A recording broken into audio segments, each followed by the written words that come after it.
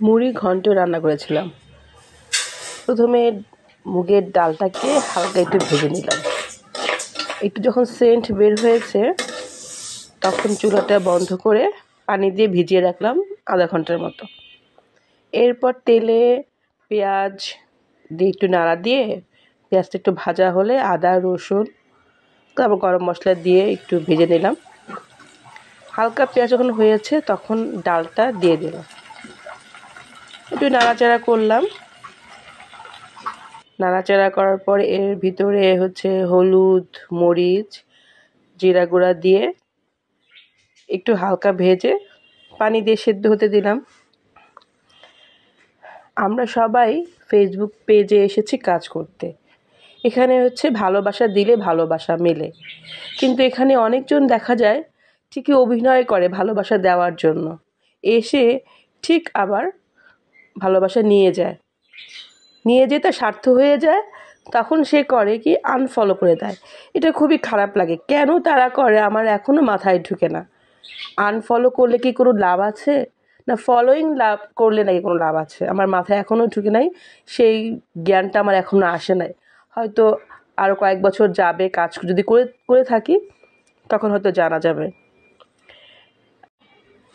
রুই মাছের মাথা ছিল, সেই মাথা দিয়ে আজকে মুড়ি ঘন্টটা করব।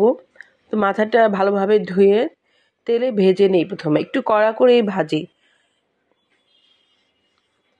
তারপর যখন দেখি যে ডালটা সেদ্ধ হয়ে আসছে তখন ডালের ভিতরে রুই মাছের মাথাটা ভালোভাবে ডুবিয়ে পানি দিয়ে ফুটে দিই।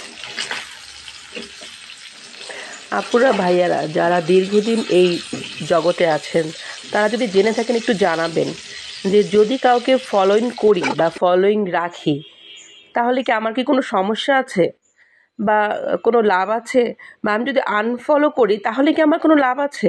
আমার খুব জানার আগ্রহ। আবার অনেকে আছে তারা ঠিকই পেজে এসে লিখে দেয়, আপু আপনার সাথে আছি, আপনি আমাকে সাথে রাখবেন। কিন্তু যখনই আমি চেক করি দেখি যে তারা সাথে নাই, তখন আমি আসলে ভাবি যে কেন তারা মিথ্যা কথাটা কেন বলে।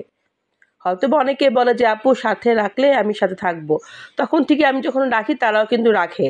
সবাই যে খারাপ তা না, কিন্তু দু একজনের জন্য আসলে পুরা জগৎটাই মানে ফেসবুকের জগৎটাকে খুব খারাপ মনে হয়।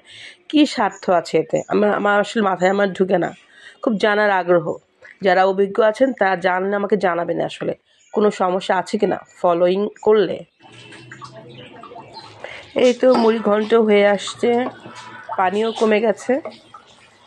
খুব মজা হয়েছিল আসলে মুড়ি ঘন্টটা।